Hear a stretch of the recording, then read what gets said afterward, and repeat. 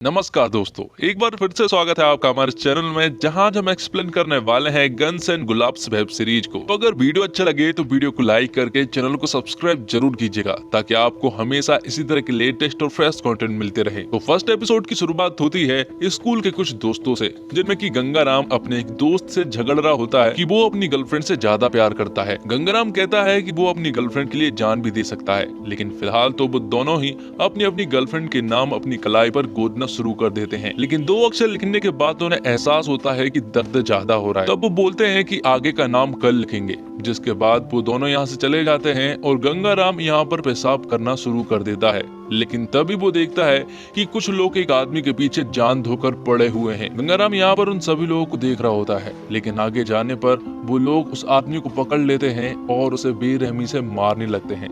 और ये सब कुछ गंगाराम दूर से देख रहा होता है। और फिर यहाँ पर एंट्री होती है आत्माराम की। आत्माराम अपने जेब से खंजर निकालता है और उस आदमी को जान से मार देता है, जिसका नाम बाबू टाइगर होता है। तो बाबू टाइगर अधमरी हालत में पड़ा हुआ था। तब गंगाराम उसके पास जाता है। दरअसल में बाबू टाइगर सिगरेट पीना चाह रहा था। तब गंगाराम उसकी मदद करता है, जिसके बाद बाबू टाइगर गंगाराम के कानों में कुछ सीक्रेट बात कहता है और फिर बाबू टाइगर सिगरेट पीते पीते मर जाता है। तब गंगाराम यहाँ से चुपचाप निकल जाता है। अब अगली सुबह हम बाबू टाइगर के घर के सीन को देख पाते हैं, जहाँ पर कि सभी लोग बुरी तरह से रो रहे थे। और यहीं पर हम बाबू टाइगर के बेटे टीपू को देख पाते हैं, जिसे अपने पिता के जाने का बिल्कुल भी दुख नहीं था। सुनील उससे कहता है कि तेरा बाप मरा है, तुझे कम से कम थोड़ा तो रोना चाहिए। जिस पर कि टीपू कहता है कि मेरे बाप की शक्ल को देख एक बार, ऐसा लग रहा है जैसे वो सिगरेट पीते पीते मर गया हो। लेकिन फिर भी टीपू का दोस्त सुनील उससे कहता है कम से कम एक्टिंग ही कर ले रोने की। तब यहाँ पर टीपू जबरदस्ती रोने की कोशिश करता है। और फिर थोड़ी देर के बाद यहाँ पर गांची साहब आते हैं।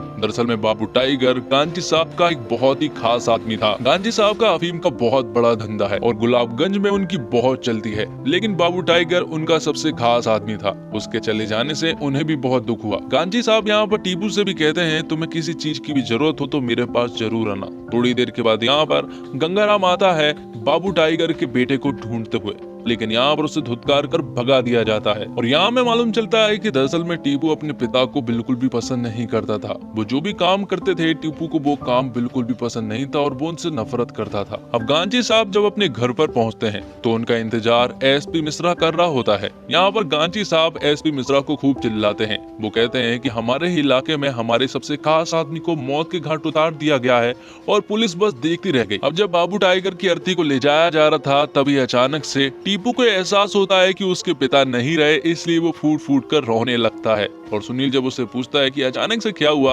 तब टीपू से जवाब देता है कि मेरा बाप कैसा भी था लेकिन वो मेरा बाप था। और फिर अगले सीन में एक नए कैरेक्टर की एंट्री होती है, जिसका नाम अर्जुन वर्मा होता है। दरअसल में अर्जुन नारकोटिक डिपार्टमेंट का एक ऑफिसर होता है और उसकी पोस्टिंग गुलाबगंज में हुई है और उसे सॉन्ग सुनने का बहुत शौक है। और थोड़ी देर के बाद अर्जुन अपने ऑफिस पहुंच जाता है। वैसे तो अर्जुन की ज्वाइनिंग कल थी, लेकिन वो आज ही ऑफिस आ जाता है। और यहाँ पर आते से ही अर्जुन जो है वो अफीम के धंधों के बारे में पूछने लगता है, क्योंकि इस इलाके का सबसे मेन धंधा अफीम ही है। अब कुछ दिनों के बाद गांची साहब से सुकांतो नाम का एक आदमी मिलने के लिए आता है। दरअसल में वो अफीम के बिजनेस के बारे में बात करने के लिए आए थे। वो गांची साहब से कहते हैं कि उन्हें 7 टन अफीम चाहिए, जिसके लिए गांची साहब कह देते हैं कि उन्हें तो बहुत आराम से मिल जाएगा। जिस पर कि सुकांतो उनसे कहता है कि ये अफीम मुझे नहीं चाहिए, बल्कि एक बहुत ही पावरफुल इंसान को चाहिए। और तुम अगर अफीम देने का वादा कर रहे हो और अगर उसे अफीम नहीं मिल पाया तो वो बहुत बड़ी प्रॉब्लम खड़ी कर सकता है। लेकिन उसकी परवाह ना करते हुए गांची साहब यहाँ पर इस डील के लिए हाँ कर देते हैं। लेकिन प्रॉब्लम तो थी,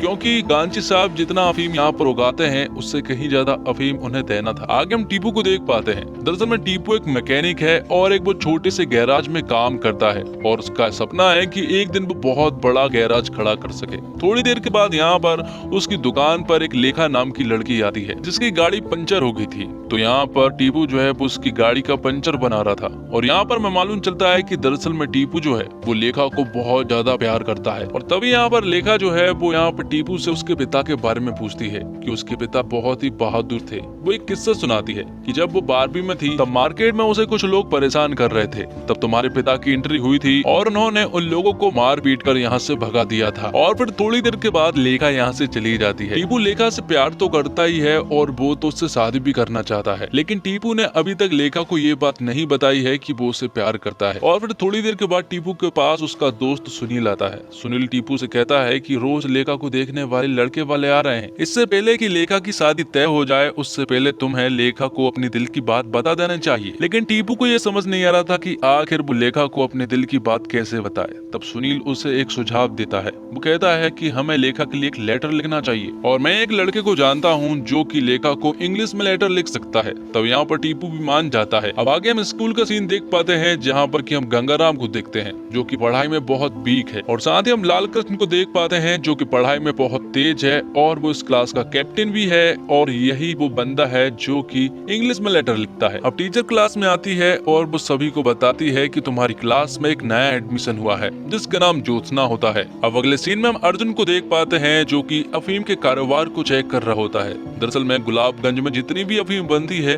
वो सरकार के लिए ही बनती है। तो ये अफीम आखिरकार कैसे बनती है अर्जुन इन्हीं को चेक कर रहा होता है। तब यहाँ पर उसे मिलने के लिए एसपी मिश्रा आ जाते हैं और वो यहाँ पर उनसे बात करने लगता है। एसपी मिश्रा दरअसल में अर्जुन के हाव भाव पता करने के लिए आया था कि वो ईमानदार है या फिर उसी की तरह है। लेकिन एसपी सर यहाँ पर नोटिस करते हैं कि अर्जुन एक ईमानदार ऑफिसर है। अब अगले सीन में हम लाल कृष्ण को एक लव लेटर लिखता हुआ देख पाते हैं जो कि टीपू के लिए लिख रहा था और टेप रिकॉर्डर में जब तक सॉन्ग ना बजे तब तक लाल कृष्ण लेटर नहीं लिख पाता है। थोड़ी देर के बाद यहाँ पर गंगाराम आ जाता है। गंगाराम उससे लेटर के बारे में पूछता है तो लाल कृष्ण उसे बताता है कि उसने हाल ही में इस लेटर को फिनिश किया है। तब यहाँ पर गंगाराम जो है वो उस लेटर को टीपू को देने के लिए जाने लगता है और वो यहाँ पर लाल कृष्ण को कुछ पैसे दे देता है। अब अगली सुबह स्कूल जाने से पहले गंगाराम टीपू को वो लेटर देता है लेकिन लेटर देने से पहले वो बाबू टाइगर की कही हुई बातों को टीपू को बताना चाहता था। लेकिन टीपू लेटर को लेकर इतना ज्यादा एक्साइटेड था कि वो बातें जानना ही नहीं चाह रहा था। गंगाराम उनसे कहता है कि डियर के बाद उसने कुछ खाली जगह छोड़ी है, वहाँ पर तुम अपनी बंदी का नाम लिख लेना। लेकिन टीपू उससे कहता है कि ये काम भी तू ही कर दे और डियर के बाद लेखा लिख दे।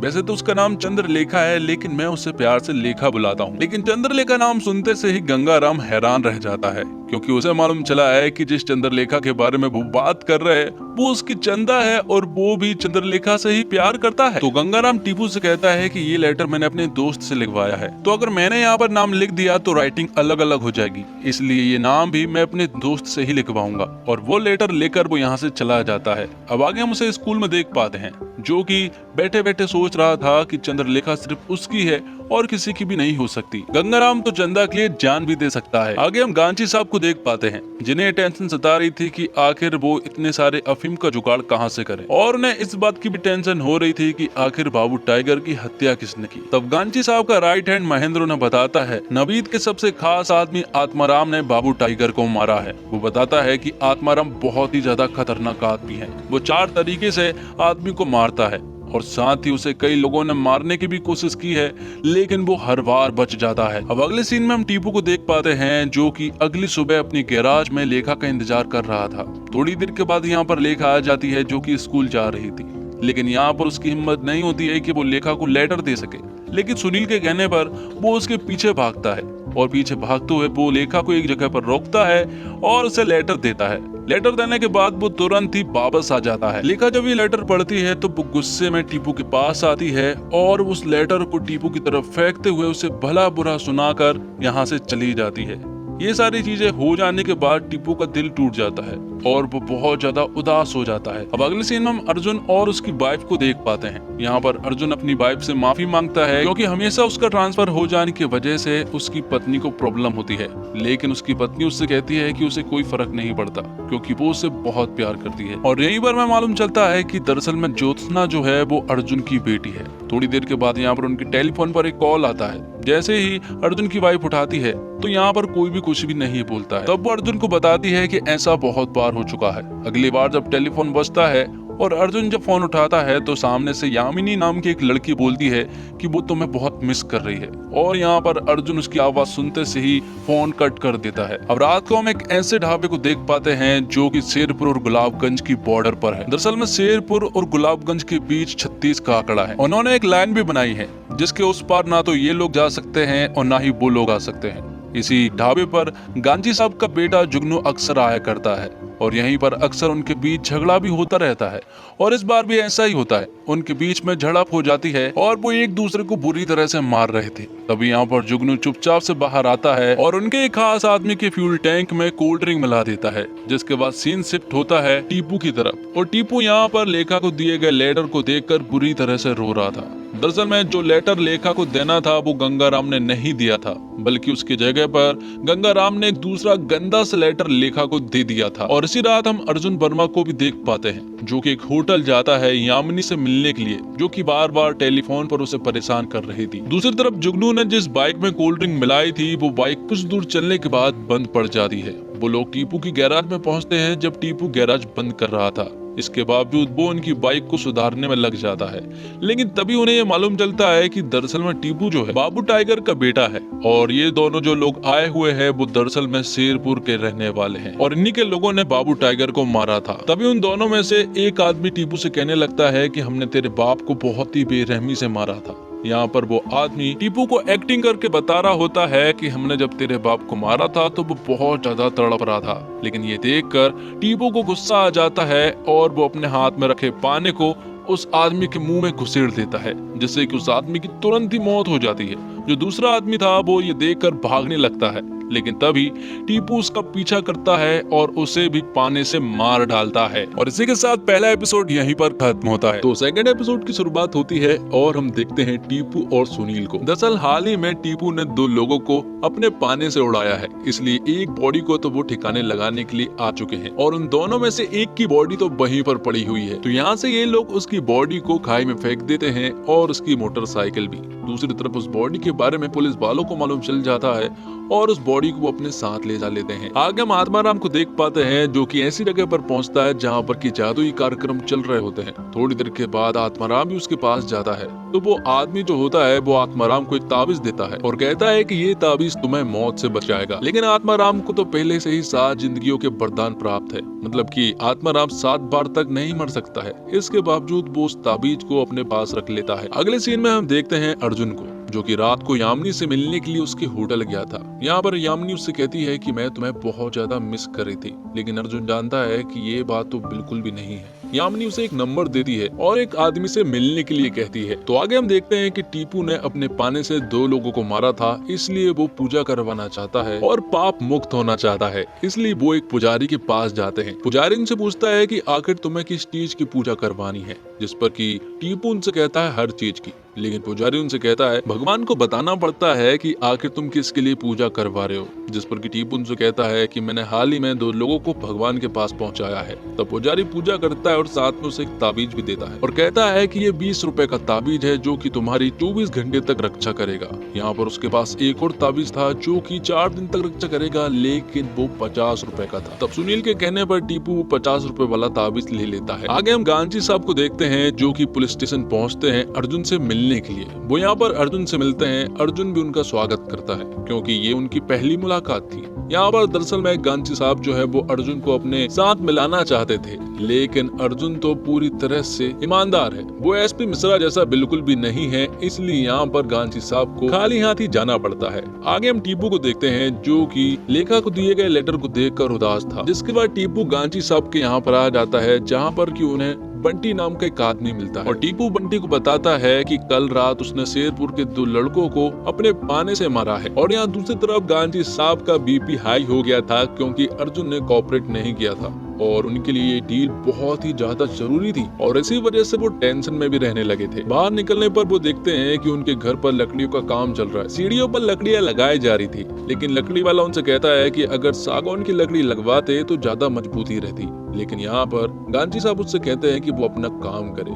जिसके बाद गांधी साहब टीपू से मिलते हैं। टीपू ने बताता है कि कल रात उसने शेरपुर के 2 लोगों को अपने पाने से मार दिया, क्योंकि वो मेरे बाप के बारे में उल्टी सीधी बातें कह रहे थे। और यहीं पर टीपू का नाम पड़ा था पानाधारी टीपू। दरअसल टीपू गांधी साहब से मदद लेने के लिए आया था कि उसने कल रात जो भी किया उसके लिए पुलिस केस ना हो। जिस पर कि गांधी साहब भी कह देते हैं कि तुम्हें टेंशन लेने की कोई भी जरूरत नहीं है। आगे स्कूल का सीन दिखाया जाता है, जहाँ पर की लेखा वीकली टेस्ट के रिजल्ट को अनाउंस कर रही थी, जहाँ पर की गंगाराम हमेशा की तरह फेल होता है और हर बार की तरह फर्स्ट आने वाला लड़का लाल कृष्ण इस बार सेकंड आता है। क्योंकि फर्स्ट जो होती है वो ज्योत्सना थी और अब से इस क्लास की कैप्टन भी ज्योत्सना ही बन जाती है। लाल कृष्ण उर्फ नन्नू से उसका बैच भी छीन लिया जाता है, जो देखकर कहीं न कहीं नन्नू को भी बहुत ज्यादा बुरा लगा था। तो आगे देखते हैं कि टीपू ने कल रात उन दोनों को मारा था, उसका उसे बिल्कुल भी मलाल नहीं है, बल्कि उसे मलाल तो इस बात का है कि उसे लेखा ने रिजेक्ट कर दिया और बदले में 2-4 बातें भी सुनाई। यहाँ पर जब सुनील उसका लेटर फिर से देखता है तो वो देखता है कि इसमें वो खुशबू नहीं है जो पहले लेटर में थी। और यहाँ पर कहीं ना कहीं टीपू भी ये बात नोटिस करता है। तब उन्हीं की दुकान पर काम करने वाला कमरकट से वो इस लेटर को पढ़वाते हैं जो कि 10वीं पास है। तो कमरकट उन्हें इस लेटर को पढ़कर बताता है और हिंदी में मीनिंग समझाता है, क्योंकि वो लेटर इंग्लिश में था। यहाँ पर कमरकट उन्हें बताता है कि ये लेटर जो है वो लव लेटर नहीं है, बल्कि एक हवस से भरा लेटर है, जो देखकर यहाँ पर टीपू को बहुत ज्यादा गुस्सा आता है और वो तुरंत ही गंगाराम और उसके दोस्तों के पास पहुंच जाता है। टीपू उनके पास पहुंचकर बहुत चिल्लाता है, जो देखकर गंगाराम उससे कहता है कि इस लेटर को मैं चंद्रलेखा तक नहीं पहुंचा सकता, क्योंकि वो चंदा से प्यार करता है और मैंने तो चंदा का नाम अपने हाथों पर भी गुदवाया है और मैं चंदा के लिए जान भी दे सकता हूँ। ये सुनकर टीपू को गुस्सा आता है और वो यहाँ पर नन्नू और गंगाराम को धर दबोचता है, क्योंकि उससे लेटर लिखवाना था, इसलिए वो नन्नू से लेटर लिखवाना शुरू करते हैं। लेकिन नन्नू उनसे कहता है कि बिना म्यूजिक के मैं लेटर नहीं लिख सकता। तब टीपू अपनी बेसुरी आवाज से गाना गाना शुरू करता है, जो देखकर नन्नू कहता है ये वाले गाने नहीं बल्कि टेप रिकॉर्डर वाले गाने, और उन्हीं को सुनकर मुझे फील आती और तभी वो लेटर लिखता है। तब नन्नू के घर से टेप रिकॉर्डर मंगवाया जाता है। दूसरी तरफ राम प्रसाद जो है वो अर्जुन को शेरपुर और गुलाबगंज की कहानी बता रहा होता है कि दोनों तरफ बहुत सारा अफीम उगाया जाता है, लेकिन उसका कुछ परसेंट ही गवर्नमेंट के हाथ लगता है। बाकी नवीद और गांची साहब इस अफीम को महंगे भाव में कहीं पर बेच देते हैं। यहाँ दूसरी तरफ नन्नू का टेप रिकॉर्डर आ चुका था, इंग्लिश सॉन्ग चालू हो चुके थे और नन्नू ने यहाँ पर लेटर लिखना भी शुरू कर दिया था और देखते ही देखते उसने एक बहुत ही खूबसूरत सा लेटर लिखा था। और फिर अगले दिन बिना कोई देर किए टीपू जो है वो लेखा के पास पहुंच जाता है। वो उसे बताता है कि जो लेटर मैंने तुम्हें दिया था वो मैंने किसी और से लिखवाया था और उसने बदले में तुम्हें दूसरा लेटर दे दिया था, लेकिन मेरा कहने का इंटेंशन वो नहीं था। जिसके बाद टीपू यहाँ पर लेखा को एक दूसरा लेटर देता है और वो कहता है कि ये लेटर भी इंग्लिश में है, लेकिन लेखा उससे कहती है कि तुम हिंदी में भी लिख सकते हो। अब आगे हम अर्जुन को देख पाते हैं, जिसके पास धीरज नाम का एक आदमी आता है। वो उसे ब्लैकमेल करने की कोशिश कर रहा था। वो कह रहा था कि तुम्हारी और यामिनी की कुछ गंदी पिक्चर उसके पास है। यहाँ पर धीरज जो है वो अर्जुन को ब्लैकमेल करने की कोशिश कर रहा था, क्योंकि वो उससे कुछ काम निकलवाना चाह रहा था। वो कहता है कि मैंने उन फोटोज को घर फैक्स भी कर दी है। अब तक तो वो फोटोज तुम्हारी बीबी के हाथ लग चुकी होंगी। वहाँ पर बहुत सारे मेल आ चुके थे। उसकी बीबी बारी बारी से सारे मेल को चेक कर रही थी और तभी उसके हाथ लगती है वो फोटोज। उन फोटोज के लिफाफे को जब वो खोलने ही वाली होती है कि तभी यहाँ पर सही समय पर अर्जुन आ जाता है और वो उसकी बीबी के उस लिफाफे खोलने से पहले ही उसे छीन लेता है। उसे ऐसा लग रहा था कि ये आदमी बस उससे झूठा मजाक कर रहा है, लेकिन जब वो फोटोज चेक करता है तो सचमुच ही यामिनी और अर्जुन की कुछ गंदी फोटोज उसमें थी, तो वो उन फोटोज को जला देता है। अगले सीन में हम टीपू को देखते हैं। टीपू अपने गैराज में काम कर रहा होता है, तभी यहाँ पर लेखा आती है। लेखा उससे कहती है कि मैंने तुम्हारा लेटर पढ़ा, काफी अच्छा था, लेकिन मैं तुम्हें एक बात बताना चाहती हूँ कि तुम बहुत अच्छे हो, पर तुम मेरे लिए नहीं हो और ना ही मैं तुम्हारे लिए हूँ, क्योंकि मैंने बहुत बड़े बड़े ख्वाब देखे हैं। मैं रजाई के हिसाब से पैर नहीं पसारती हूँ, बल्कि मैं रजाई को ही बड़ी करने की कोशिश करती हूँ। मेरे बहुत सारे सपने हैं, इसलिए मुझे भूल जाओ। यहाँ दूसरी तरफ रात को हम गांची साहब को देख पाते हैं, जिन्हें सिर्फ एक ही टेंशन सता रही थी कि आखिर सुकांत तो साहब को डील पूरी करके नहीं दी तो वो हमारा क्या हाल करेंगे, क्योंकि अफीम उनके पास बहुत कम है और उन्होंने डील बहुत बड़ी कर ली है। उनके पास एक प्लान भी था जो वो बताने वाले थे, लेकिन तभी उनका प्रेशर बन जाता है और वो यहाँ से निकल पड़ते हैं। लेकिन जैसे ही वो सीढ़ियाँ चढ़ रहे थे तो अचानक से वहाँ पर सीढ़ियों की टूटने की आवाज आती है और वो नीचे धड़ाम से गिर जाते हैं, जिससे कि उन्हें ये बात समझ आती है कि सागौन की लकड़ी ही लगवाना चाहिए था। उसी रात हम टीपू और सुनील को भी देख पाते हैं, जो कि एक पिक्चर देख कर आते हैं, जो कि उन्होंने पहले से ही देख रखी थी, लेकिन सुनील को ये पिक्चर देखनी थी। तब वो उस पिक्चर को देखकर घर वापस लौट रहे थे और जब वो घर वापस लौट रहे थे तभी उन्हें कुछ लोग घेर लेते हैं। दरअसल में ये लोग आत्माराम के लोग थे और आत्माराम भी उनके जस्ट सामने ही खड़ा हुआ था। उसे देखकर वो भाग निकलते हैं, लेकिन सुनील जो है वो आत्माराम के हाथ लग जाता है और यहाँ पर टीपू छत से सब कुछ देख रहा होता है। देखते ही देखते आत्माराम यहाँ पर सुनील को जान से मार देता है और यहाँ पर टीपू कुछ भी नहीं कर पाता है और इसी के साथ एपिसोड 2 यहीं पर खत्म होता है। थर्ड एपिसोड की शुरुआत होती है और हम देखते हैं सुनील के घर के सीन को, जहाँ पर कि सुनील के जाने के बाद उसके घर का बहुत बुरा हाल था। सभी लोग बहुत ज्यादा रो रहे थे क्योंकि सुनील बहुत अच्छा लड़का था। थोड़ी देर के बाद टीपू के पास उसके दोनों भाई आते हैं जो कि हमशक्ल थे। यहाँ पर टीपू को मालूम चलता है कि सुनील के जैसे लगने वाले उसके 2 और भाई हैं। वो टीपू को बता रहे थे कि सुनील तुम्हें भाई की तरह मानता था। अगले सीन में हम हॉस्पिटल का सीन देख पाते हैं, जहाँ पर कि हमें मालूम चलता है कि गांची साहब जो है वो कोमा में चले गए हैं और उनके वापस आने की बहुत कम उम्मीदें हैं। इसलिए वो डिसाइड करते हैं कि गांची साहब कोमा में गए हैं, ये बात बाहर लीक नहीं होनी चाहिए, क्योंकि अगर ये बात बाहर लीक हो गई तो नवीद उनका फायदा उठा लेगा और सारे के सारे अफीम को अपने अंडर कर लेगा।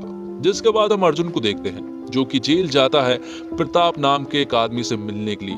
यहाँ हमें मालूम चलता है कि प्रताप पहले एक आईएएस ऑफिसर रह चुका है। वैसे तो प्रताप एक करप्ट ऑफिसर था, लेकिन अर्जुन की वजह से फिलहाल तो वो सलाखों के पीछे है। इसलिए प्रताप जो है वो अर्जुन से बदला लेना चाहता है, इसलिए उसने यामिनी को अर्जुन के पीछे भेजा और अर्जुन भी उसके हाथ फंस गया है। आगे हम आत्माराम को देखते हैं जो कि एक टेलीफोन बूथ से नवीद के पास कॉल करता है। नवीद उससे कहता है कि जल्द से जल्द शेरपुर आओ, उससे कुछ जरूरी बात करनी है। लेकिन आत्माराम के अंदर बहुत सारा एटीट्यूड था, वो सीधे ढंग उससे बात तक नहीं करता है और जैसे ही 1 मिनट होने वाला होता है उससे पहले ही वो कॉल कट कर देता है। अब जूनियर गांजी उर्फ जुगनू को हम उसके दोस्त के घर पर देख पाते हैं जिसका नाम निर्मल है और निर्मल स्कूल और कॉलेज में यहाँ पर जुगनू का एक लौता दोस्त था। लेकिन अब उसने भी शादी कर ली है मालिनी नाम की लड़की से जो कि बहुत खूबसूरत है और ये देखकर कहीं ना कहीं जुगनू का मन डोल रहा था। वो यहाँ पर मालिनी के करीब आने की कोशिश कर रहा था। वो हाथ छू कर उसकी मेहंदी देखने लगता है तो कहीं यहाँ पर उसके नजदीक आने की कोशिश करता है और ये सारी चीजें निर्मल नोटिस कर रहा था। अब आगे हम चंद्रलेखा को देख पाते हैं जो कि टीपू से मिलने के लिए उसके घर पर आई थी। यहाँ पर वो उससे बात करती है तो टीपू से बताता है कि सुनील मेरे भाई की तरह था, बल्कि भाई से बढ़कर था, उसने मेरा हमेशा साथ दिया और अब इस शहर में कुछ भी नहीं बचा है, इसलिए वो इस शहर को छोड़कर चला जाएगा क्योंकि वो अगर यहाँ पर रहा तो वो अपनी बाप की तरह बन जाएगा और वो नहीं चाहता है कि वो अपने बाप के रास्ते पर चले। अब आत्माराम नवीद से मिलने के लिए पहुंच जाता है, जहाँ पर कि नवीद आत्माराम को चिल्लाता है कि उसने टीपू के दोस्त सुनील को क्यों मारा, जबकि उसे तो टीपू को मारने के लिए भेजा गया था। और ऐसा पहली बार हुआ था कि आत्माराम के हाथों कोई बच गया था, जिस पर कि आत्माराम नवीद से कहता है कि आगे ऐसी गलती नहीं होगी और एटीट्यूड दिखाते हुए यहाँ से चला जाता है। अब आगे हम सुकांत साहब के यहाँ से एक आदमी को देख पाते हैं जो कि गांची साहब के यहाँ पर आया था डील की बात करने के लिए। उन्हें मालूम है कि ये लोग डील पूरी नहीं कर पाएंगे, लेकिन यहाँ पर जूनियर गांची जो होता है वो फुल एटीट्यूड और फुल जोश में था। वो कहता है कि हम इस डील को पूरा कर रहेंगे और ये सारी चीजें महेंद्र नोटिस कर रहा था कि आखिर जुगनू को क्या हो गया जो कि बड़ी बड़ी बातें कर रहा है। उन्हें समझ आता है कि गांची साहब की गद्दी का ये जोश है। दूसरी तरफ नवीद के लोग जो होते हैं वो हॉस्पिटल में छानबीन कर रहे थे और उन्हें एक आदमी के द्वारा मालूम चल जाता है कि गांची साहब कोमा में है और ये बात जब आत्माराम को पता चलती है तो आत्माराम तुरंत ये बात नवीद को बताता है। नवीद इस बात का फायदा उठाना चाहता था क्योंकि अगर गांची साहब जो है कोमा में है तो वो उनके अफीम पर कब्जा कर सकते हैं। जिसके बाद हम यामिनी को देख पाते हैं। अर्जुन उससे मिलने के लिए आया था और यामिनी उसे बताती है कि वो प्रताप के लिए काम करती है। प्रताप अगर नहीं होता तो वो भी नहीं हो पाती। उन्होंने मुझे बहुत कुछ दिया है और उन्हीं के कहने पर मैं तुम्हारे नजदीक आई हूँ, लेकिन जो तुम्हारे नजदीक आने के बाद फीलिंग्स आई थी वो एकदम रियल थी। आगे स्कूल का सीन दिखाया जाता है जहाँ पर कि गंगू नन्नू सभी लोग मस्ती कर रहे होते हैं। यहाँ पर गंगू कुछ हरकतें कर देता है जिस वजह से ज्योत्सना को गुस्सा आ जाता है और वो क्लास की कैप्टन थी इसलिए वो ब्लैक बोर्ड पर उनके नाम लिख देती है। लेकिन ये देखकर नन्नू को गुस्सा आ जाता है। वो ज्योत्सना से कहता है कि आज तक मेरा कभी भी ब्लैक बोर्ड पर नाम नहीं लिखा गया है क्योंकि वो तो हमेशा कैप्टन रह चुका है, लेकिन रूल बुक में तो ऐसा कुछ भी नहीं लिखा है, इसलिए उससे भी सजा मिलती है। अब टीपू डिसाइड कर लेता है कि वो इस शहर को छोड़ देगा, इसलिए वो जाते जाते अपने चेले कमरकट से कहता है कि अपने काम पर ध्यान देना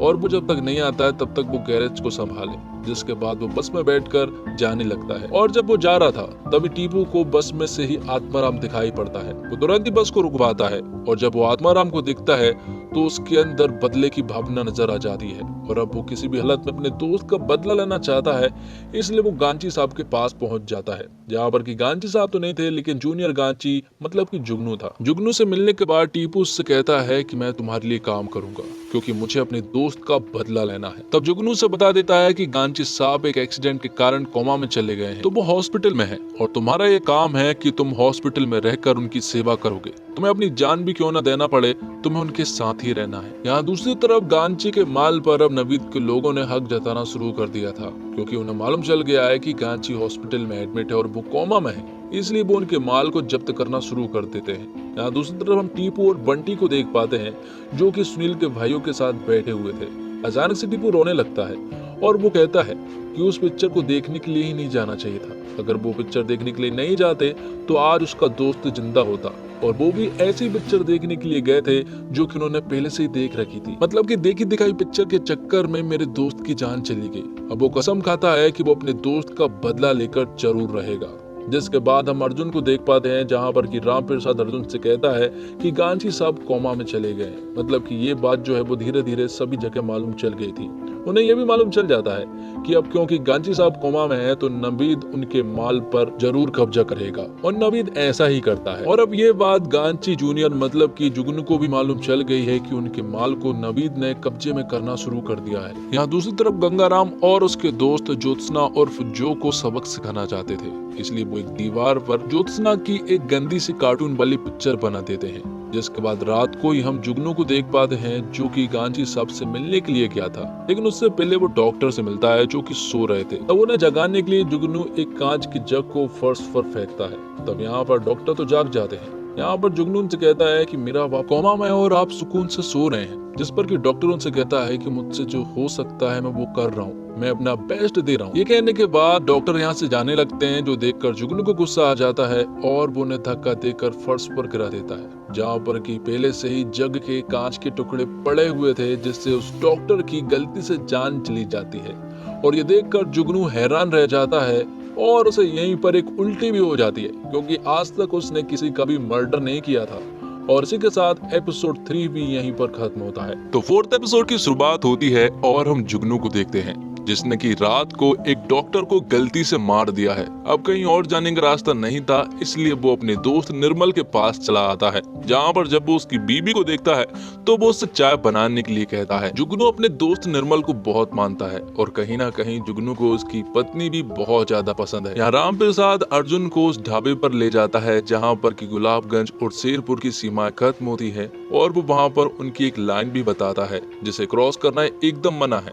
यहीं पर वो लोग टीपू को देखते हैं, जो कि एटीट्यूड दिखाकर कोल्ड ड्रिंक पी रहा होता है। तब राम प्रसाद अर्जुन को बताता है कि ये पानाधारी टीपू है, जिसने हाल ही में शेरपुर के 2 लोगों को अपने पाने से उड़ा दिया था, और अब वो गुलाबगंज के लिए काम करता है। यहाँ दूसरी तरफ हम देखते हैं टीपू को, जो कि बंटी से कहता है कि हमें आत्माराम को ढूंढना होगा, इसके लिए वो तो यहाँ पर नहीं आने वाला, इसलिए हमें शेरपुर जाकर ही उसे खत्म करना होगा। बंटी उसे कहता है कि ये कोई इतना आसान नहीं है, क्योंकि शेरपुर हमारे रिश्तेदार का घर नहीं है जो वहाँ गए और आत्माराम को ढूंढ कर खत्म कर दिया। और यहाँ राम प्रसाद अर्जुन को गुलाबगंज और शेरपुर की गैंग के बारे में बताता है कि उन दोनों के बीच 36 का आंकड़ा चलता है। कुछ दिन पहले अर्जुन ने गुलाबगंज गैंग का अफीम जब्त किया था, और अब वो चाहता है कि वो शेरपुर के इलीगल अफीम को भी जब्त करे। आगे हम गांधी साहब के घर पर एसपी मिश्रा को देखते हैं, जिसे हाल ही में मालूम चला है कि जुगनू ने एक डॉक्टर को मार दिया है। जुगनू उनसे कहता है कि ये केस फाइल नहीं होना चाहिए, जिसके लिए एसपी मिश्रा जुगनू को बहुत चिल्लाते हैं, लेकिन जुगनू उनकी कोई भी बात नहीं सुनता है और बदले में वो एसपी मिश्रा को ही उल्टी सीधी सुनाने लगता है। ये बात तो सभी लोग नोटिस कर रहे थे कि ये बात जुगनू नहीं बोल रहा है, बल्कि गांधी साहब की गद्दी बोल रही है। यहाँ दूसरी तरफ हम ज्योत्सना की एक कार्टून से भरी गंदी सी पेंटिंग को देख पाते हैं, जिसे जब ज्योत्सना देखती है तो उसे बहुत ज्यादा बुरा लगता है और उसे अंदर ही अंदर गुस्सा भी आ रहा था, क्योंकि अब सभी लोग उसे बुली करने लगे थे और सभी लोग उसे चिढ़ाने भी लगे थे, जो देखकर उसे बहुत बुरा लगता है। लेकिन ये बात वो किसी से भी नहीं कहती है, और कहीं ना कहीं ये सब कुछ देखकर यहाँ पर नन्नू को बहुत ज्यादा बुरा लग रहा था। अब स्कूल खत्म हो जाने के बाद नन्नू ज्योत्सना से मिलता है। वो यहाँ पर ज्योत्सना से बातें करने की कोशिश करता है। आगे हम टीपू को देख पाते हैं, जो कि हॉस्पिटल में था और इंग्लिश पढ़ने की कोशिश कर रहा था। उसने 2-4 वर्ड याद भी कर लिए थे। तभी यहाँ पर उसकी नजर पड़ती है लेखा पर, जो कि हॉस्पिटल में थी, और यहाँ पर जब टीपू लेखा को देखता है तो वो तुरंत ही लेखा के पास पहुंच जाता है। लेखा उसे बताती है कि वो कुछ जरूरी चेकअप के लिए अपने पिताजी को हॉस्पिटल लेकर आई है, लेकिन टीपू उससे कहता है तो तुम्हें लाइन में खड़े होने की कोई भी जरूरत नहीं है, क्योंकि यहाँ पर उसकी बहुत चलती है। तब वो एक आदमी से कहकर उसके पिता को डायरेक्ट चेकअप करवाने के लिए अंदर ले जा लेता है। यहाँ पर अंदर ले जाने के बाद टीपू जो है वो लेखा से बात करने की कोशिश करने लगता है। कहीं ना कहीं उन दोनों के बीच में बातें अच्छी हो रही थी।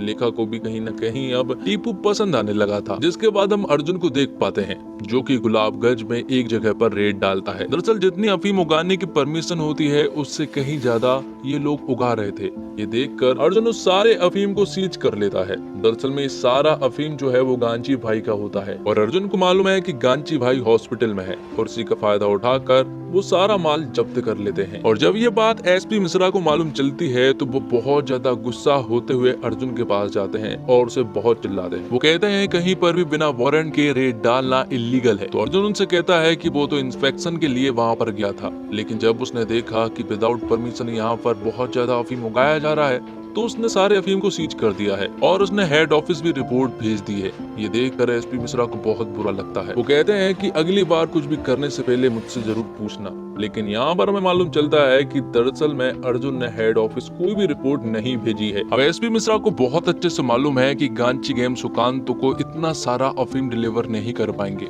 इसलिए एसपी मिश्रा नवीद के पास जाता है। वो नवीद से कहता है कि गांची गैंग इतना सारा अफीम सुकांत को डिलीवर नहीं कर सकते, इसलिए मैं चाहता हूँ कि वो डील तुम रखो और जो कमीशन मुझे गांची गैंग से मिलता था वो मुझे तुम दे देना। लेकिन यहाँ पर हम देख पाते हैं कि गांची गैंग के दो लोग ये सारी बातें सुन रहे होते हैं। अब रात होते ही नन्नू उस कार्टून वाली पेंटिंग को मिटा देता है जो कि ज्योत्सना के लिए बनाई गई थी। नन्नू को कहीं ना कहीं ये बुरा लगा था, इसलिए उसने उस पेंटिंग को मिटा दी थी। अब रात होते ही जुगनू को मालूम चलता है कि एसपी मिश्रा उन्हें चीट कर रहा है। उसने नवीद के साथ हाथ मिला लिया है, जो देखकर जुगनू को बहुत ज्यादा गुस्सा आता है। अब अगले दिन हम सुकांत को देख पाते हैं जो कि नवीद से डील करने के लिए आया था और यहीं पर एसपी मिश्रा भी मौजूद थे। उन्हें बस अपने कमीशन से मतलब है कि सुकांत को उसका अफीम मिल जाए। सुकांत नवीद से कहता है कि ये बहुत बड़ी डील है और मुझे नहीं लगता कि तुम इस डील को पूरा कर पाओगे। लेकिन नवीद उससे कहता है कि इस डील को वो पूरा कर ही रहेगा। और जब वो दोनों बात कर ही रहे होते हैं कि तभी यहाँ पर जूनियर गांची मतलब कि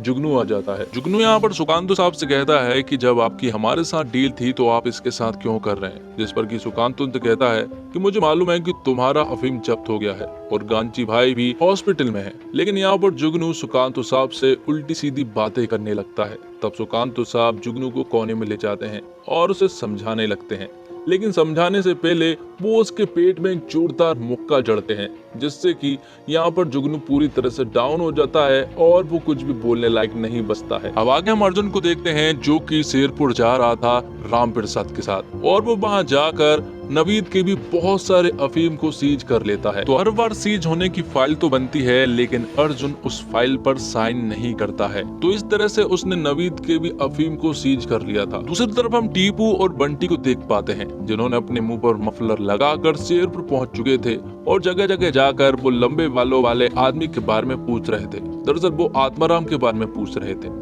और यहाँ पर हम नवीद को देख पाते हैं जो कि अर्जुन से झगड़ने के लिए आया था क्योंकि उसने उसका अफीम सीज कर लिया है। लेकिन अर्जुन को कोई फर्क नहीं पड़ता है क्योंकि वो इलीगल था, इसलिए नवीद उसका कुछ भी नहीं कर सकता है। और यहाँ रामप्रसाद अर्जुन को ये भी बता देता है कि कोलकाता वाला सुकांत तो यहाँ पर डील करने के लिए आया है। और यहाँ पर टीपू और बंटी की खोज अभी भी आत्माराम के लिए जारी थी। वो यहाँ पर उसी जादू मंत्र वाले लड़के के पास पहुँचते हैं जो कि उन्हें एक ताबीज दिखाते हुए कहता है कि ये ताबीज तुम्हारी रक्षा करेगा। लेकिन तभी यहाँ पर शेरपुर के दो लड़के आ जाते हैं जो कि यहाँ पर उन्हें देखकर समझ जाते हैं कि ये गुलाबगंज वाले हैं, तो वो उनके ऊपर अटैक करते हैं। लेकिन यहाँ पर टीपू और बंटी किसी तरह से भाग निकलते हैं, लेकिन वो लोग उनका पीछा कर रहे थे। वो लोग इनके ऊपर गोलीबारी भी कर रहे थे, लेकिन यहाँ पर ये दोनों किसी तरह से गुलाबगंज की हद तक पहुंच जाते हैं। लेकिन वहां पहुंचते ही इनका पेट्रोल खत्म हो जाता है। तब टीपू और बंटी अपनी मोटरसाइकिल को धक्का लगाते हुए ब्रिज को पार करते हैं। ब्रिज जैसे पार होता है तो वहाँ पर गुलाबगंज की गैंग के कुछ लोग खड़े हुए थे, इसलिए शेरपुर की गैंग उसको पार नहीं करती है। तब बंटी टीपू को चिल्लाते हुए कहता है कि हमें ताबीज खरीद लेना चाहिए था। और यहाँ पर शेरपुर के लोग शेरपुर वापस भाग जाते हैं। जिसके बाद हम देखते हैं अर्जुन और सुकांत साहब को। यहाँ पर वो दोनों डील के बारे में बात कर रहे थे कि मुझे मालूम है कि तुम यहाँ पर डील करने के लिए आए हो, लेकिन वो डील पूरी नहीं हो सकती क्योंकि इस इलाके में इतना अफीम है ही नहीं। लेकिन अर्जुन उससे कहता है कि एक ही इंसान है जो कि तुम्हें इस डील को पूरा करवा सकता है और वो इंसान मैं ही, क्योंकि मैंने गुलाबगंज और शेरपुर दोनों के माल को जब्त कर लिया है। तो मेरे पास पर्याप्त माल है और अब मैं कुछ और माल इकट्ठा करके तुम्हारी इस डील को पूरा कर सकता हूँ, जिस पर कि सुकांत और अर्जुन के बीच में डील हो जाती है। आगे हम देखते हैं टीपू को जो कि हॉस्पिटल में था, और वो यहाँ से गांची साहब के कमरे में जाता है जहाँ पर कि वो कोमा में थे। लेकिन टीपू यहाँ पर गांची साहब के पैर को हिलता हुआ देख पाता है, और इसी के साथ एपिसोड 4 यहीं पर खत्म होता है। तो एपिसोड 5 की शुरुआत होती है और हम अर्जुन को देख पाते हैं। यहाँ पर हमें एक फ्लैशबैक का सीन दिखाया जाता है जब अर्जुन प्रताप से मिलने के लिए जेल गया था। यहाँ पर जब अर्जुन प्रताप से मिला था तो प्रताप ने उससे एक बहुत बड़ा अमाउंट मांगा था कि अगर वो इस अमाउंट को दे दे तो वो उसे ब्लैकमेल नहीं करेगा। लेकिन अर्जुन के पास कोई और रास्ता भी नहीं था, क्योंकि उसकी रेपुटेशन और फैमिली बहुत ज्यादा जरूरी थी, इसलिए वो उस डील के लिए हाँ कर देता है। यहाँ दूसरी तरफ टीपू ने गांची साहब के पैर को हिलता हुआ देखा था, इसलिए वो तुरंत ही गांची साहब के बेटे और महेंद्र को यहाँ पर बुला लेता है। लेकिन जब वो यहाँ पर देखते हैं तो गांची साहब जैसे कि तैसे थे, लेकिन डॉक्टर उन्हें बताते हैं कि कुछ रिकवरी की वजह से ऐसा हुआ होगा, क्योंकि गांची साहब अब थोड़े थोड़े ठीक हो रहे हैं। लेकिन इस सब बातों से यहाँ पर जूनियर गांची मतलब कि जुगनू ज्यादा खुश नहीं था, क्योंकि वो इस सत्ता को खुद चलाना चाहता है और गांची साहब की जगह पर वो कुछ ऐसा करना चाहता है कि गांची साहब उसके ऊपर प्राउड फील करे। गांची साहब की पावर को यूज कर कर उसे मजा आ रहा था, लेकिन उसके पिता की तरह हर कोई उसे लायक नहीं समझता, और इसी बात का मलाल उसे सबसे ज्यादा है, इसलिए वो उल्टे सीधे फैसले लेते रहता है। यहाँ नन्नू ज्योत्सना के साथ टाइम स्पेंड करने की कोशिश करने लगता है। उनके बीच दोस्ती हो जाती है और वो दोनों काफी अच्छा टाइम भी स्पेंड कर रहे थे। कहीं न कहीं नन्नू को ज्योत्सना पसंद आ गई थी। अब जुगनू और महेंद्र जो है वो अर्जुन से मिलने के लिए जाते हैं, क्योंकि उन्हें बहुत सारा अफीम चाहिए था और जिसके लिए अर्जुन उनकी हेल्प कर सकता था। इसलिए जुगनू यहाँ पर अर्जुन से कहता है कि अगर तुम हमारी मदद करो तो हम तुम्हें ढेर सारा कमीशन देंगे, जिसके लिए वो उनसे हाथ मिलाने की बात कहता है। लेकिन अर्जुन उससे कहता है कि मैंने तुम्हारे बाप के साथ हाथ नहीं मिलाया तो मैं तुम्हारे साथ क्या मिलाऊंगा। ये सुनने के बाद तो जुगनू को बहुत बुरा लगता है और वो वापस चला जाता है। अगले सीन में हम यहाँ पर टीपू को देख पाते हैं, जो कि नए कपड़े और नई बाइक के साथ जाता है लेखा से मिलने के लिए। वो दोनों यहाँ पर एक जगह पर आइसक्रीम खाते हैं। दोनों काफी अच्छी बातें कर रहे थे और टीपू को बड़ा अच्छा लग रहा था। उसे लग रहा था कि लेखा भी अब उसे पसंद करने लगी है। लेकिन टीपू जब लेखा को घर छोड़ता है तो लेखा उससे कहती है कि हम दोनों मिले थे, ये किसी को भी नहीं बताना। यहाँ जुगनू के पास कोई और रास्ता नहीं बचा था, इसलिए वो अपने सारे लोगों को इकट्ठा करता है और कहता है गुलाबगंज में जितने भी लोग अफीम उगाते हैं उन सभी की अफीम को जब्त कर लो। अगर वो ना माने तो उन्हें मार पीटो, लेकिन उन्हें वो अफीम चाहिए। तब वो लोग ऐसा ही करते हैं और गुलाबगंज के छोटे मोटे फार्मर के पास जाकर सभी की अफीम को जब्त करना शुरू कर देते हैं। लेकिन यहीं पर एक बूढ़ा आदमी था जो कि मना कर रहा था, तब उसे मार पीट कर उसकी अफीम को भी जब्त कर लिया जाता है। और आगे चलकर हमें मालूम चलता है कि दरअसल में ये बूढ़े आदमी कोई और नहीं बल्कि लेखा के पिता होते हैं। लेखा को जब ये बात मालूम चलती है तो वो तुरंत ही अपनी लूना उठाकर टीपू के पास पहुंचती है। टीपू को वो चिल्लाते हुए कहती है कि तुम्हारे लोगों ने हमारी अफीम जब्त की है, जो कि गवर्नमेंट की थी और हम गवर्नमेंट के लिए ही ये काम करते हैं। वो कहती है कि हम सरकार के लिए 50 किलो अफीम उगाते हैं और अगर वो 50 किलो अफीम हमने सरकार को नहीं दे पाए तो वो हमारा लाइसेंस जब्त कर लेंगे। जिस पर कि टीपू से कहता है कि मैं तुम्हें अफीम दिलाऊंगा। यहाँ दूसरी तरफ हम देखते हैं कि अफीम को सीज होने वाली बहुत सारी फाइल बनकर तैयार हो चुकी थी, लेकिन एक भी फाइल पर अर्जुन ने साइन नहीं किया था, क्योंकि वो इन सब का रिकॉर्ड नहीं रखना चाहता था, क्योंकि वो ये डील सुकांतो के साथ करना चाहता था। वो सुकांतो के पास कॉल भी करता है और कहता है कि जल्द ही मैं तुम्हारे पूरे के पूरे माल को डिलीवर कर दूंगा। यहाँ गंगाराम उर्फ गंगू देखता है कि दीवार पर जो ज्योत्सना की पेंटिंग बनाई थी वो गायब हो चुकी है और वो समझ गया था कि इस पेंटिंग को जरूर नन्नू ने ही गायब की है। यहाँ पर गंगू से पूछता है तो नन्नू कहता है कि वो मैंने ही किया था क्योंकि ये गलत है।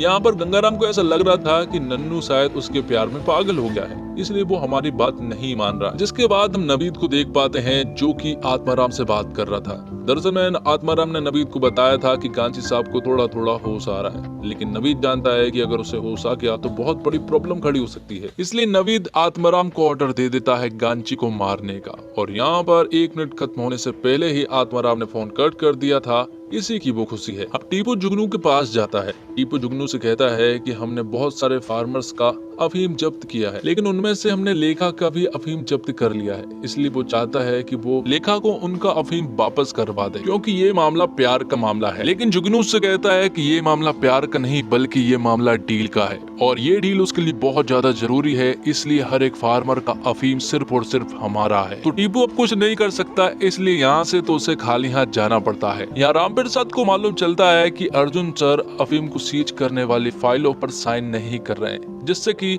उसे अर्जुन सर पर डाउट होता है। अब रात होते ही आत्माराम पहुंच जाता है गुलाबगंज, और गुलाबगंज में वो पहुंचता है उस हॉस्पिटल में जहां पर कि गांधी साहब थे। वो यहाँ पर दरअसल में अटैक करने वाला था, और यहाँ पर हॉस्पिटल में हम टीपू को देख पाते हैं जो कि बंटी के साथ बैठा हुआ था और उसके साथ गप्पे लड़ा रहा था। लेकिन तभी अचानक से हॉस्पिटल की लाइट चली जाती है। यहाँ पर सभी लोगों को डाउट हो जाता है कि उनके ऊपर अटैक होने वाला है, और तभी यहाँ पर टीपू और बंटी देखते हैं हॉस्पिटल में आते हुए आत्माराम को, जो कि सिगरेट जलाते हुए उनकी तरफ टसन से आ रहा था। ये देखकर टीपू तुरंत ही अपने लोगों को इकट्ठा करने लगता है और सभी को जहां तहां फैला देता है। लेकिन यहाँ पर आत्माराम बिना डरे अंदर घुस रहा था।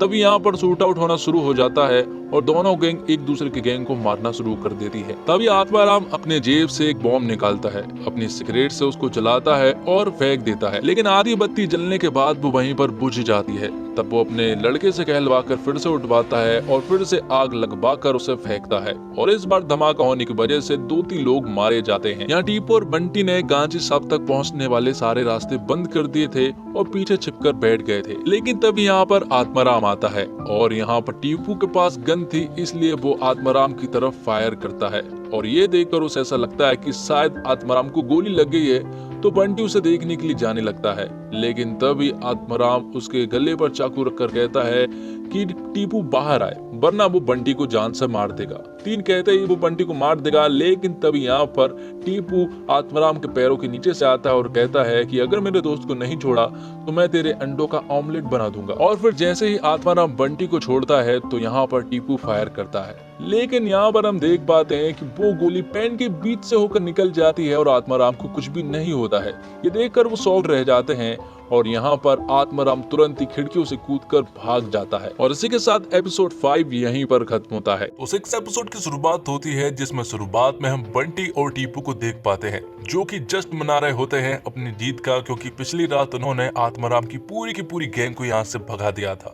यहाँ पर जुगनू भी आता है, और जुगनू यहाँ पर टीपू को शाबाशी देता है क्योंकि उसने हॉस्पिटल में बहुत ही बहादुरी का काम किया था। आगे हम रामप्रसाद को देखते हैं जो कि अर्जुन के साथ था। अर्जुन उसे एक जगह पर ले जाता है। रामप्रसाद को शक हो जाता है कि जरूर अर्जुन सर कुछ ना कुछ तो जरूर छुपा रहे हैं, क्योंकि अफीम वाली फाइल पर अभी तक उन्होंने साइन नहीं किया था। वो उसे एक ऐसी जगह पर ले जाते हैं जहाँ पर कि कोई भी नहीं था। अर्जुन यहाँ पर रामप्रसाद से कहता है कि जब उसकी दिल्ली में पोस्टिंग थी तो वहाँ पर वो बहुत ईमानदारी से काम किया करता था, लेकिन जो पॉलिटिशियन थे वो बहुत ही गंदा काम करके हजारों करोड़ों रुपए अपने जेब में कर लेते थे, और हम ईमानदारी से उनके लिए नौकरी किया करते थे। तो उसे वहाँ पर समझ आया कि हमारी टुच्ची सी सैलरी में हमारी कोई वैल्यू नहीं है, हम कुछ भी कर लें, ऊपर के लोग हमें पैसों के दम पर दबा ही देते हैं। अब आगे स्कूल का सीन दिखाया जाता है जहाँ पर कि स्कूल एंड हो चुका था, सभी लोग अपने घर जा रहे थे। तभी यहाँ पर गंगू लेखा के पास आता है, और वो यहाँ पर लेखा जी से कहता है कि मैं तुमसे बहुत दिनों से कुछ बातें कहना चाह रहा था। और यहाँ पर गंगू जो है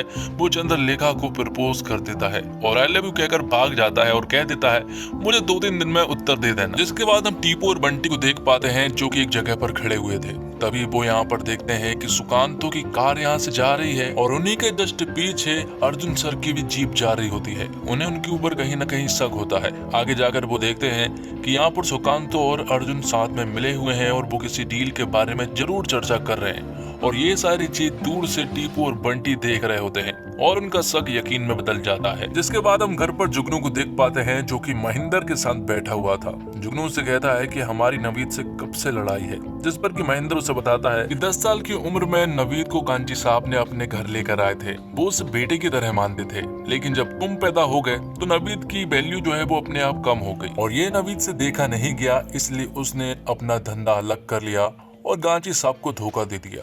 जिसके बाद यहाँ पर जुगनू जो है वो नवीद के पास कॉल करता है और एक डील फिक्स करने के लिए कहता है। अब अगले सीन में हम टीपू और बंटी को देख पाते हैं जो कि नारकोटिक्स डिपार्टमेंट में काम करने वाले एक आदमी से मिलते हैं जो कि अर्जुन के साथ काम करता है। वो यहाँ पर शराब की नशे की हालत में टीपू और बंटी को सब कुछ बता देता है कि अर्जुन सर सिर्फ और सिर्फ माल जब्त कर रहे हैं, उन्होंने अभी तक अफीम वाली फाइल पर साइन नहीं किए हैं। और ये सुनने के बाद बंटी को यकीन हो जाता है कि अर्जुन सर सुकांतो के साथ अफीम की डील कर रहे हैं। जिसके बाद एक होटल रूम में हम अर्जुन और यामिनी को देख पाते हैं। अर्जुन यहाँ पर यामिनी से कहता है कि तुमने मेरे साथ जो भी किया मैं उसके लिए तुम्हें माफ कर सकता हूँ, तो बस तुम्हें यकीन दिलाना होगा कि आगे से तुम ऐसी कोई भी गलती नहीं करोगी। जिस पर कि यामिनी अर्जुन से वादा करती है कि वो आगे से ऐसा कुछ भी नहीं करेगी। अब अर्जुन जैसे ही होटल से बाहर निकलता है तो बाहर उसे धीरज मिलता है। धीरज यहाँ पर अर्जुन से कहता है कि वो घर पर भी ऐश कर रहा है और होटल रूम में भी। ये सुनने के बाद अर्जुन को गुस्सा आ जाता है और वो धीरज के पेट में एक मुक्का जड़ देता है, जिसके अगले सीन में हम स्कूल का सीन देख पाते हैं, जहाँ पर कि ज्योत्सना के टेबल पर फिर से यहाँ पर गंगू ने उल्टी सीधी पेंटिंग बना दी थी।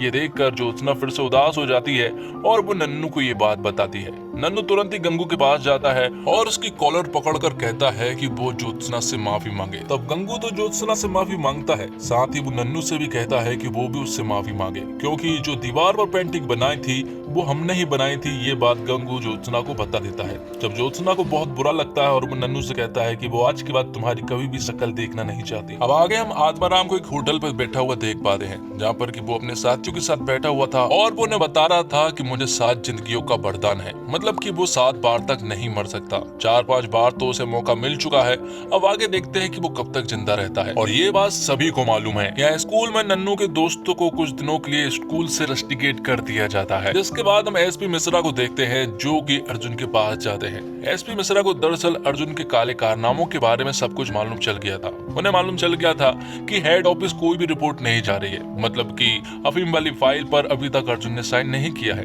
तो अच्छा यही होगा कि वो उसे सब कुछ बता दे, वरना मैं तुम्हारा काम बिगाड़ सकता हूँ। इतना कहकर वो यहाँ से चला जाता है। जिसके अगले सीन में हम चंद्रलेखा को देख पाते हैं, जो कि गंगू के पास आती है। उसे मालूम है कि गंगू पढ़ाई में वीक है और वो नहीं चाहती कि उसका पढ़ाई में लॉस हो, इसलिए वो उससे कहती है कि मैं तुम्हारे दोस्तों को 1 घंटा पढ़ा सकती हूँ। और यहाँ पर गंगू चंद्रलेखा से माफी भी मांगता है। वो कहता है कि मुझे माफ कर देना, उस दिन मैंने स्कूल में जो कुछ भी बोला था मुझे नहीं बोलना चाहिए था। अब आगे हम जुगनू को देखते हैं, जो कि शेरपुर नवीद के यहाँ पर जाता है। दरअसल वो यहाँ पर पार्टनरशिप करने के लिए यहाँ पर आया था। वो नवीद से कहता है कि अब टाइम आ चुका है कि हम साथ में मिलकर काम करें और जो भी माल होगा हम उससे 50-50 बांट लेंगे। लेकिन नवीद उससे कहता है कि मैं तुझे 10% भी नहीं दे सकता हूँ, क्योंकि गांधी साहब कोमा में चले गए तो तू चाहता है कि मैं तेरे साथ हाथ मिलाकर तेरा फायदा कर दूं। नवीद यहाँ पर जुगनू को उल्टी सीधी बातें सुनाकर यहाँ से भगा देता है। दूसरी तरफ हम टीपू और बंटी को देख पाते हैं, जो कि अर्जुन का अफीम चुराने के लिए बहुत मेहनत कर रहे होते हैं। जम के कसरत करने के बाद जब रात होती है तो वो तुरंत ही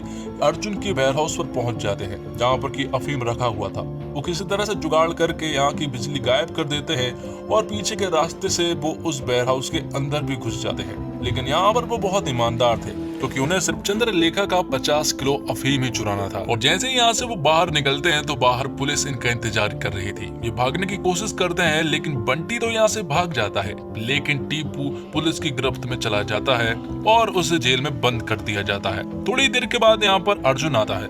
अर्जुन को मालूम चला कि टीपू ने उसका अफीम चुराने की कोशिश की है, तो वो उससे बात करता है। टीपू उससे कहता है कि मैं गुलाबगंज गैंग के लिए काम तो करता हूँ, लेकिन ये मामला बहुत पर्सनल है। टीपू यहाँ पर अर्जुन को बताता है कि वो चंद्रलेखा नाम की लड़की से प्यार करता है और चंद्रलेखा के 50 किलो अफीम को गुलाबगंज गैंग ने अपने कब्जे में कर लिया था और गुलाबगंज गैंग के अफीम को आपने अपने कब्जे में कर लिया था। इसलिए मैं यहाँ पर सिर्फ और सिर्फ 50 किलो अफीम लेने के लिए आया था। जिस पर कि अर्जुन उससे कहता है कि प्यार बहुत ही कुत्ती चीज होती है, वो इंसान से कुछ भी करवा सकता है। यहाँ पर अर्जुन को टीपू की बातें अच्छी लगी थी, क्योंकि उसके साथ भी पास्ट में ऐसा हादसा हो चुका है जिसमें उसने प्यार में कुछ भी करने की ठान ली थी। तो अर्जुन यहाँ पर टीपू को छोड़ देता है। इसके बाद हॉस्पिटल में हम गांची साहब को देख पाते हैं, जिन्हें धीरे धीरे करके होश आ रहा था। और जब उन्हें होश आ रहा था तो यहीं पर डॉक्टर भी थे और वो देखते हैं कि गांधी साहब को सचमुच ही होश आ रहा है। अगले दिन टीपू बंटी से मिलता है और वो उससे बताता है कि अर्जुन सर को मैंने अपनी लव स्टोरी बताई और उन्हें मुझे सही सलामत छोड़ दिया। और इसी के साथ एपिसोड 6 यहीं पर खत्म होता है। तो 7th एपिसोड की शुरुआत होती है और हम देखते हैं कि गांधी साहब को धीरे धीरे होश आ रहा था,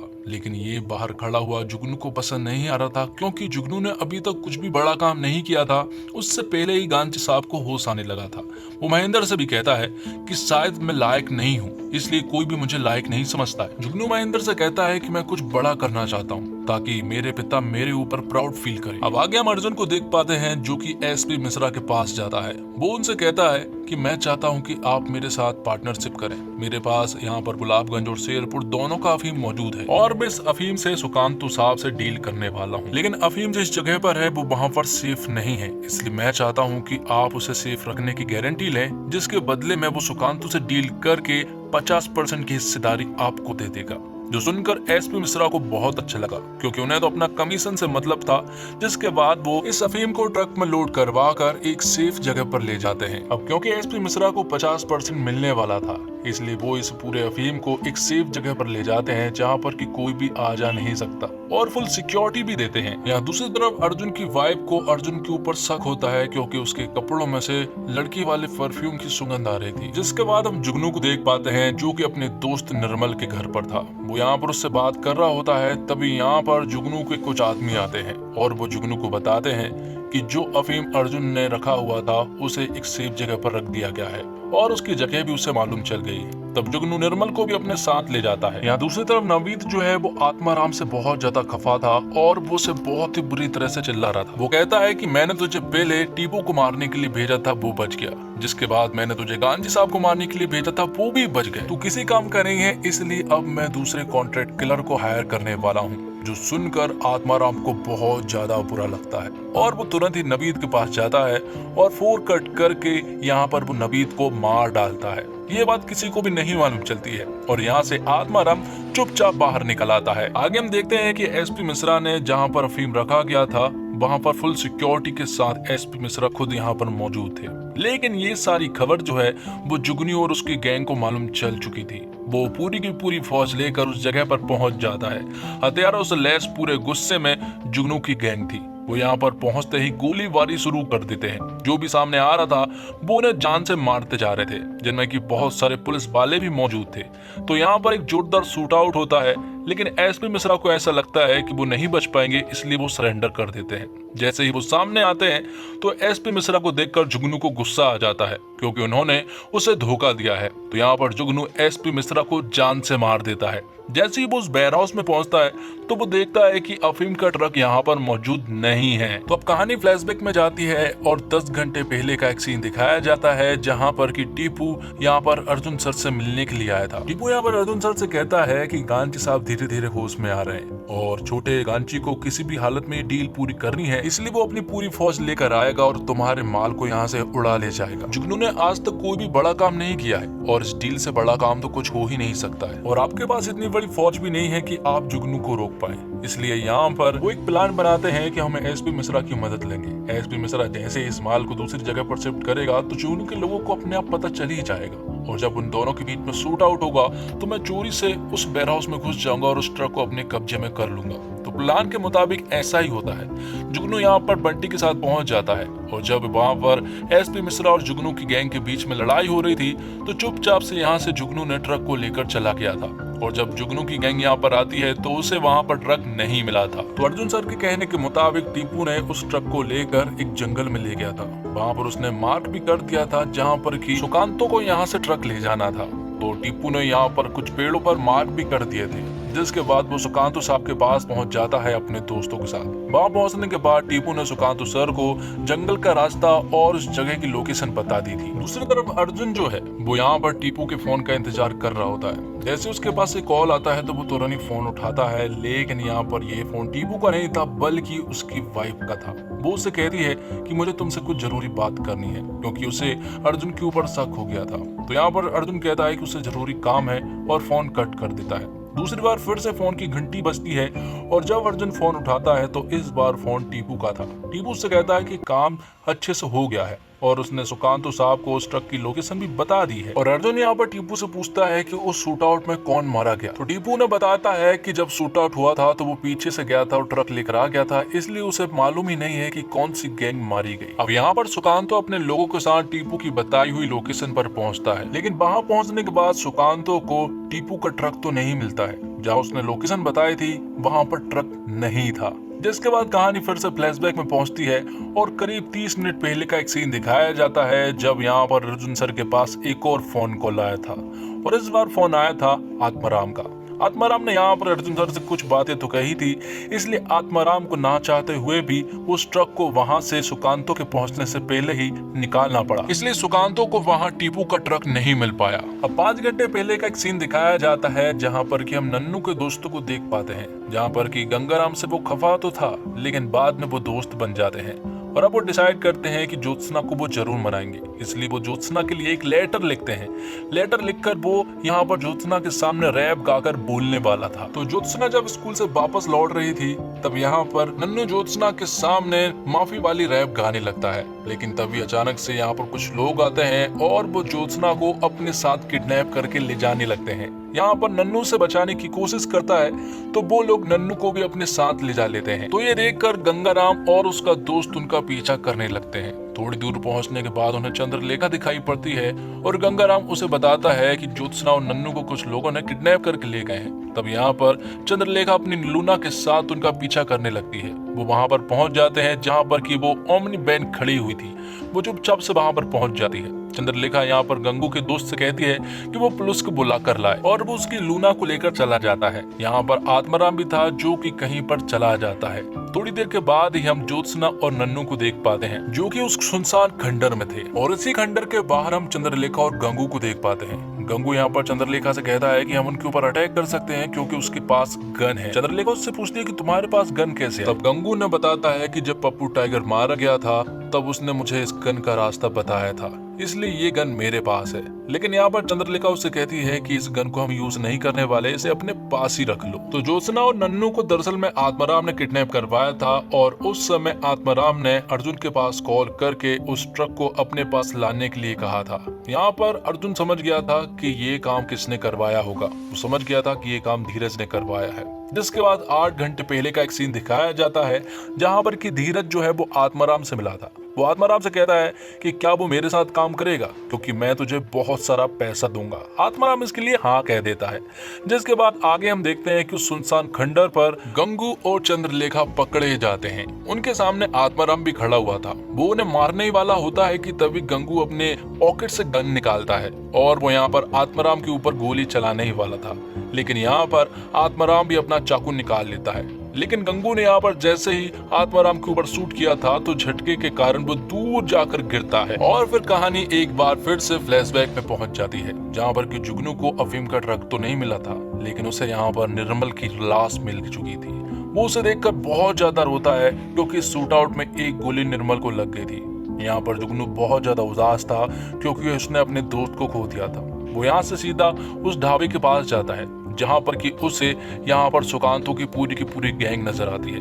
यहाँ पर जुगनू को कंट्रोल नहीं हुआ और वो अपने आदमियों को सुकांतों के ऊपर हमला करने के लिए कह देता है। यहाँ पर सुकांतों की गैंग और जुगनू की गैंग के बीच में एक जोरदार शूट आउट होता है और इस शूट आउट में वो दोनों गैंग एक दूसरे को मार देती है और यहाँ पर सिर्फ और सिर्फ जुगनू बच पाता है जिसने कुछ भी नहीं किया था। अब कहानी गंगू की तरफ शिफ्ट होती है जहाँ पर कि उसने गोली चलाई थी इसलिए उसे झटका खाकर नीचे फेंका गया था। ये देखकर यहाँ पर चंद्रलेखा और जुगनू भाग गए थे और उनके साथ यहाँ पर ज्योत्सना और नन्नू भी थे। लेकिन जैसे ही वो भाग रहे थे उनके सामने आत्माराम आकर खड़ा हो जाता है। वो धीरे धीरे उनके नजदीक आ रहा था क्योंकि वो अब सबको मारने वाला था। लेकिन तभी यहाँ पर एक बैन आती है और वो यहाँ पर आत्माराम को उड़ाते हुए अपने साथ ले जा लेती है और यहाँ पर आत्माराम एक दूर जगह जाकर गिरता है।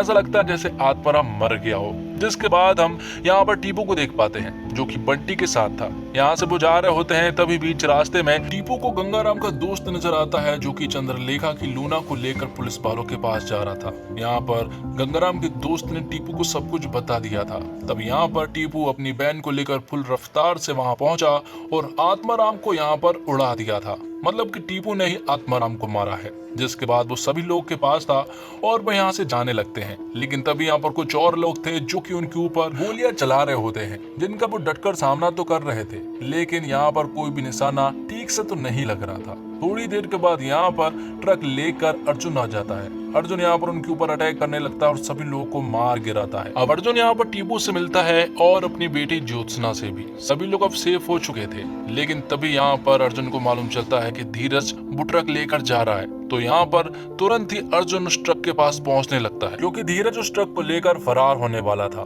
तब यहाँ पर अर्जुन तुरंत ही धीरज के पास पहुंचता है और उनके बीच में एक तगड़ी फाइट होती है। दरअसल धीरज नहीं चाहता था कि वो प्रताप के साथ काम करे, वो तो इस पूरे माल को चाहता था। और यहाँ पर हम टीपू को देख पाते हैं जो कि चंद्रलेखा और सारे बच्चों के साथ था। तब यहाँ पर गंगाराम एक गन देते हुए टीपू से कहता है कि ये तुम्हारे पिता की है और उन्होंने मुझसे कान में एक बात भी बोली थी। लेकिन इतने लड़ाई झगड़े के बाद वो उस बात को भूल गया है तो जैसे वो बात उसे याद आएगी वो उसे जरूर बता देगा। जिसके बाद वो यहाँ से जाने लगते हैं और यहाँ दूसरी तरफ अर्जुन ने धीरज को मार गिराया था। तो अब टीपू और उसके साथी यहाँ से जाने लगते हैं, लेकिन तब यहाँ पर उनकी नजर पड़ती है कि आत्माराम यहाँ पर मौजूद नहीं है। इसका मतलब आत्माराम अभी भी जिंदा है और 7 जिंदगियों का वरदान वाली बात एकदम सच थी। तो यहाँ पर टीपू जो है सबको भेज देता है और खुद ही यहाँ पर आत्माराम का सामना करने के लिए पहुंच जाता है। आत्माराम यहाँ पर टीपू को पकड़ता है और उसे 4 कट मारने ही वाला होता है, और जैसे ही वो 3 कट मारता है कि यहाँ पर टीपू जो है वो आत्माराम को दूर धक्का दे देता है। जैसे ही चौथा कट मारने के लिए आत्माराम आगे बढ़ता है तो टीपू अपने पॉकेट से गन निकालता है अपने पिता की और यहाँ पर आत्माराम को शूट कर देता है। तो आत्माराम बहुत दूर जाकर गिरता है और वो वहीं पर मारा जाता है, और 3 कट लगने की वजह से टीपू की हालत भी बहुत ज्यादा गंभीर थी। इसलिए वो सभी लोग टीपू को तुरंत ही हॉस्पिटल ले जाते हैं, जहाँ पर की जाते जाते टीपू चंद्रलेखा को रसीद देता है 50 किलो अफीम की, और साथ ही कहता है कि उसने अपने पिता और अपने दोस्त का भी बदला ले लिया है। इतना कहकर वो बेहोश हो जाता है। दूसरी तरफ हम जेल में प्रताप को देख पाते हैं, जिसके पास अर्जुन का कॉल आता है। अर्जुन प्रताप से कहता है कि मैं तुझे कुछ भी नहीं देने वाला हूँ, क्योंकि तूने मेरे साथ गद्दारी की है, इसलिए तुझे जो करना है तू वो कर सकता है। इतना बोलकर अर्जुन कॉल कट कर देता है। दूसरी तरफ हम यामिनी को देखते हैं, जो कि अर्जुन से मिलने के लिए आती है। वो यहाँ पर नेगेटिव्स अर्जुन के हवाले कर देती है और कहती है कि आज के बाद तुम्हें डरने की कोई भी जरूरत नहीं है। अर्जुन यहाँ पर यामिनी से कहता है कि वो अपनी वाइफ को सब कुछ सच सच बताने वाला है, लेकिन यामिनी अर्जुन से कहती है कि तुम्हें सच बताने की जरूरत नहीं है, क्योंकि तुम अपनी वाइफ से प्यार करते हो, और अगर तुम अपनी वाइफ को सच बताओगे तो उसे बहुत ज्यादा बुरा लगेगा। अब आगे हॉस्पिटल में हम एक औरत को देख पाते हैं, और वो औरत कोई और नहीं बल्कि जुगनू ही होता है। जुगनू यहाँ पर गांची सबके पास आता है और वो कहता है कि अगर आपको होश आ गया तो आप मुझे इस गद्दी पर राज नहीं करने दोगे, इसलिए मैं चाहता हूँ कि मैं इस गद्दी पर राज करूँ और आपका नाम कभी न डूबने दूं। और यहाँ पर जुगनू गांची साहब को मार डालता है। और आखिरी सीन में हम आत्माराम को देख पाते हैं, जो कि खून से लथपथ पड़ा हुआ था, लेकिन तभी आत्माराम अपने चाकू की तरफ हाथ बढ़ाता है। इसका मतलब ये हुआ कि आत्माराम अभी भी जिंदा है। तो आत्माराम तो पक्का जिंदा है, लेकिन आखिर में हमें ये नहीं बताया गया कि टीपू भी जिंदा है या फिर मर गया। इसी के साथ ये सीरीज यहीं पर खत्म होती है। तो दोस्तों, उम्मीद करता हूँ आपको ये सीरीज पसंद आई होगी। वीडियो अच्छी लगी हो तो वीडियो को लाइक जरूर कीजिएगा और चैनल को भी सब्सक्राइब कीजिएगा, ताकि आपको इसी तरह के लेटेस्ट और फ्रेश कंटेंट हमेशा मिलते रहे। धन्यवाद। मिलते हैं एक और वीडियो के साथ, तब तक के लिए आप हमारे चैनल के साथ बने रहिए। धन्यवाद।